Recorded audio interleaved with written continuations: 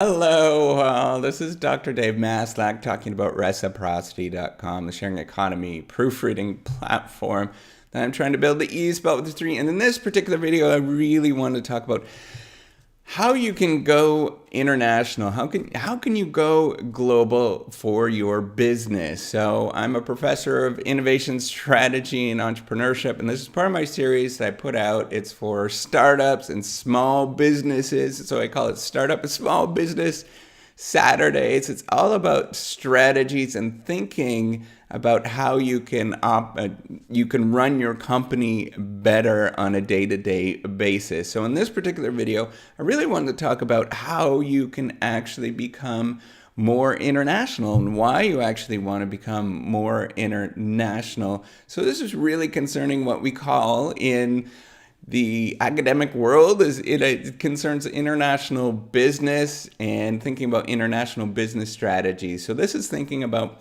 being sort of focused on a local domestic market and moving towards incrementally or towards more geographically dispersed markets. And there's lots of ways to think about this. I'm only going to capture a couple of different things in this particular video.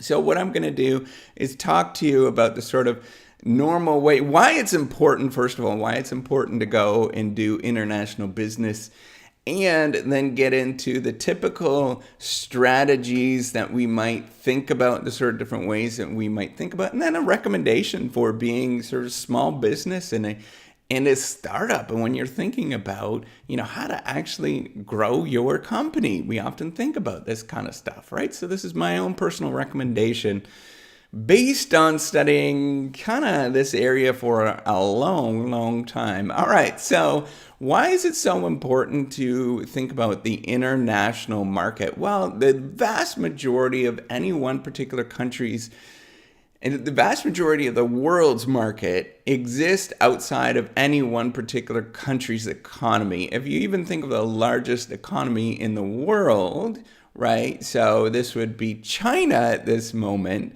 has the largest population. That economy is still, so it's got 1.2 billion people in that economy. There is still 6 billion people outside of that economy. So even in that huge economy, even in the United States, which is a really big roaring economy, and we spend a lot of money here, that there's still tremendous amounts there's a huge market outside of the United States. And so you should be really thinking about the market potential outside of the United States. The other thing that's so incredibly important is that you learn so much when you go into different markets. So this can improve your business strategy tremendously because you understand what is sort of central to what you're serving. What is the thing that you're serving? What is so important with what you are doing?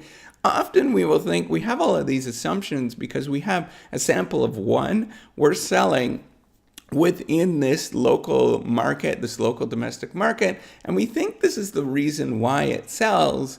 But then when we go into transfer to international markets, we realize that it's different and there's other reasons why something sells. And so you have to reframe, rethink what you're doing. And this is a really, really classic mistake for a lot of businesses, is they just take what they're doing really well and they transfer it to different geographic regions. And it often, 9 times out of 10, it's not going to work. And most companies that do international business really well, and they have a very large international market and a very that they have a market imprint across many different countries, like McDonald's, IBM, General Electric, what else is there? Uber. All of these companies, they all have to do a various strategy. They have to do this strategy where they not only try to economize, they try to get economies of scale. And that's one reason why you want to go into international, is not only just for the market, right, of getting this large market, but then you're going to get economies of scale because you're serving more customers, which can lower your costs tremendously. But you also have to think about generating You also have to make sure that when you go to these international markets, when you go to a different market than the one you have, that you customize your offerings that you have to that local market. So maybe you have a web page, for example, right? And this web page, you have this new thing that you've started, and you have this web page, and you're thinking about how can I best serve the international market? Well, the way that you can best serve the international market is you serve the one that you have right now, and then you might think in the different regions you can set up different web pages, right? So Google, for example, does this very well. They have localized for each one of their countries. They have a different extension at the end, and then they customize it to that particular country. And so you could use different colors that are more pleasing to those specific regions. You can use different pictures that people prefer in those different regions. And of course, customize the language. That's really incredibly important. These are all really important things to think about as you go into international markets. You can't just transfer what you have into different regions, right? So that doesn't typically work very well. You have to think about all these different people around the world, right?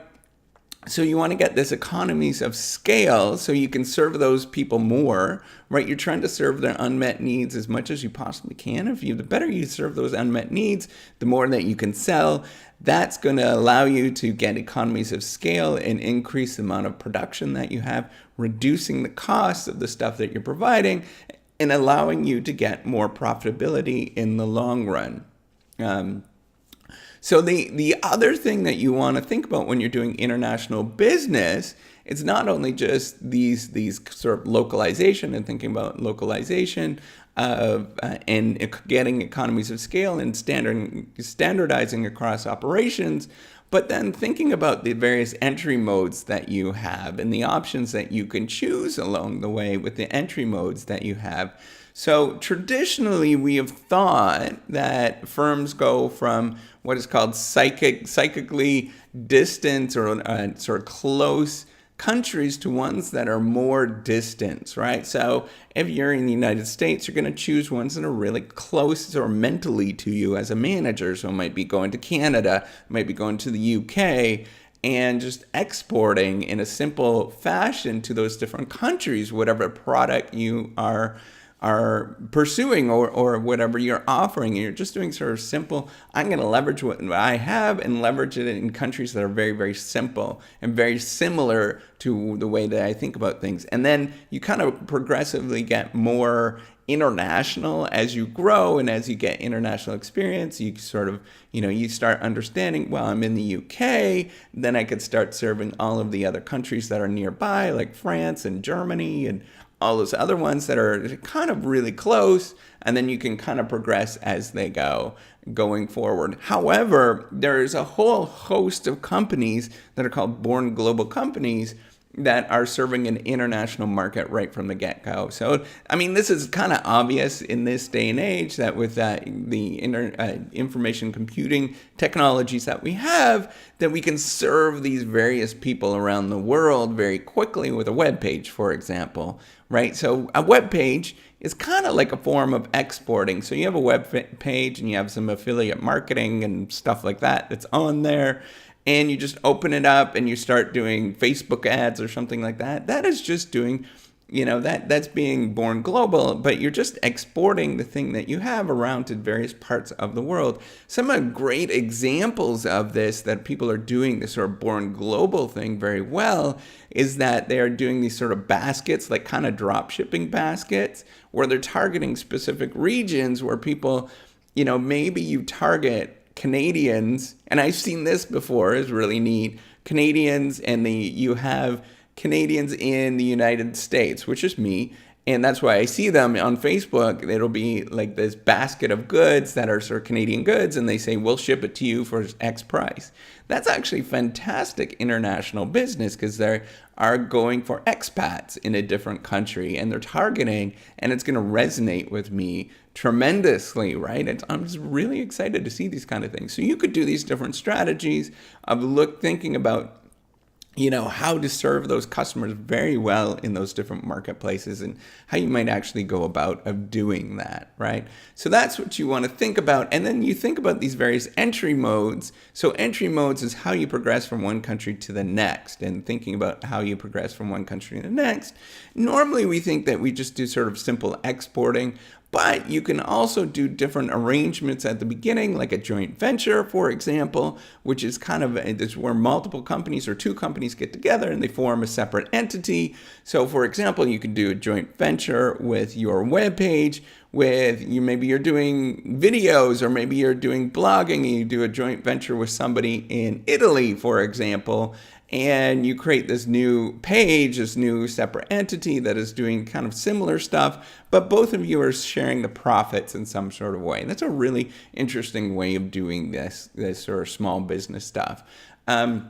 The other thing, maybe you have a craft and you really like a craft that you're making, and you create a licensing agreement to people around the world. So you're making these sort of beautiful little decorations that people love at Christmas time, and then you create some sort of a licensing agreement. You start selling it here or wherever you are, and you start selling it, and it does very well. And then you start thinking, well, I can license this to other people in other countries, and they can sell it for me, and you just get, say, 30% of the profit or something along those lines, and they take everything else, right? So you can do these arrangements. They're called licensing arrangements, where you sell the intellectual property rights, but then they agree to pay you a proportion of the profits or proportion of the sales based on how much is sold, and you're just giving them basically the instructions on how to make it or something along those lines, right? So that's important to think about as well. And then finally, if you're really advanced and you're really thinking about the international business thing, you can go and create your own subsidiaries in those different countries. But that is really uncommon. That might be more for that like the startup, the Silicon Valley style startup, where you have venture-backed capital, and you go and you have a tremendous amount of money available, and you create a separate entity in a different country where you can sort of run that. Now, what's really neat in this day and age with contracting individuals, right? You can create arrangements very quickly where you can actually contract out using Upwork and all these other different services that are available, guru.com, where you can go and you can outsource a tremendous amount of your work and still manage the whole process. And what you're doing is you're paying them the fixed cost, right, of whatever the salary is.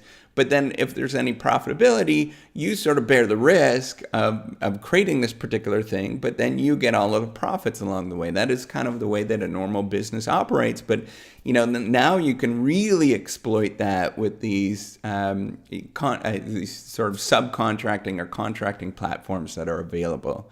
So that's all I really wanted to say. Hopefully you like this video. You can subscribe or make some comments or watch some old videos. Definitely appreciate all of that stuff.